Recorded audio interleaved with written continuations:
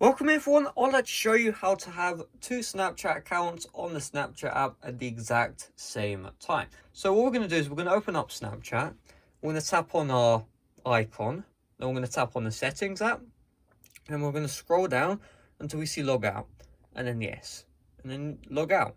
So you'll probably have one account in this option where you can log into, but you have a choice. You can either sign up to a new account or use another account. And so if I just tap on use another account, here's the deal. We can just sign into this brand new account, press login.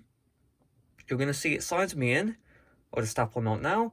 And now you're going to notice if I log out again, so just tap on log out. Yes, log out. At any time, I can switch between both accounts and I do not need to enter in the password.